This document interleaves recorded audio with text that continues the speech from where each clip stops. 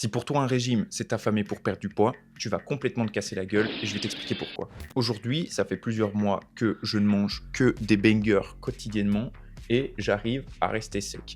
Et je vais t'expliquer point par point comment je fais pour prendre du plaisir dans ma diète et continuer à progresser physiquement tout en ayant ce train de vie là. Déjà, première chose, pourquoi ça ne va pas marcher si tu mets en place un système de privation dans ta nourriture au niveau de tes calories pour perdre du poids. La première chose à comprendre, c'est que ton corps, il fonctionne à 100%. Imaginons que ton maintien soit à 2000 calories. Il faut comprendre que si tu commences à priver ton corps d'une grande quantité de calories, il va tout simplement baisser ton régime. Donc si ce 100% c'était 2000 calories, que tu décides de passer un régime à disons 1200 calories, extrêmement agressif, ton corps va tout simplement fonctionner peut-être à 60%. Et donc au final, ce maintien de 2000 calories que tu avais à la base, il va redescendre vers cette privation que tu te mets à 1200 calories. Au final, tu ne perdras pas de poids, tu vas perdre ton énergie, ton sommeil sera impacté, ton humeur, tout ton quotidien sera complètement niqué. Donc vis-à-vis de ça, le premier système que je mets en place et que je partage toujours, c'est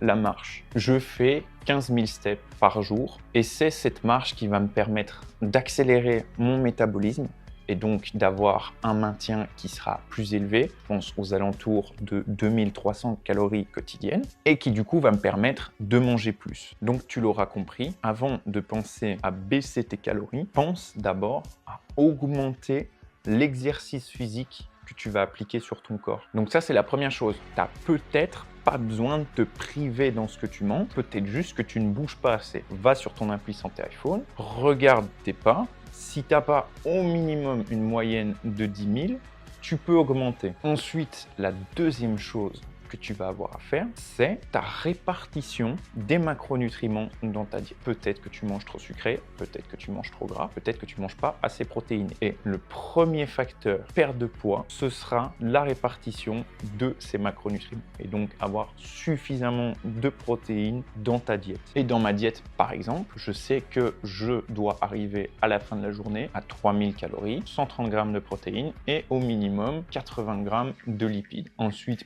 pour la répartition des glucides, ça dépend. Maintenant que tu as compris ces deux piliers essentiels, il va falloir que tu fasses un peu ton Philippe Etchebest. Ça veut dire quoi? Apprends à cuisiner et mange des recettes qui te feront plaisir. Il n'y a pas de meilleure diète que celle que tu aimes, que celle que tu vas pouvoir tenir dans le temps. Parce que les régimes où tu vas commencer à dire ouais, je vais bouffer de la salade, je vais bouffer de la soupe, je vais en bouffer 3 à 4 par jour, tu ne tiens pas. Le deuxième cerveau corps humain, c'est l'estomac. Ton estomac, il faut bien le remplir et il faut lui donner des trucs qui vont lui faire plaisir, qui vont te faire plaisir. Donc, globalement, qu'est-ce que je fais? Qu'est-ce que tu dois faire? La première chose, peut-être bouger plus. Ensuite, avoir un plan alimentaire, traquer tes calories, peser tes aliments. C'est vraiment ça qui va te permettre d'être précis, qui va te permettre de savoir quand est-ce que tu vas pouvoir te faire plaisir. Et en dernier lieu, trouver des recettes qui te font kiffer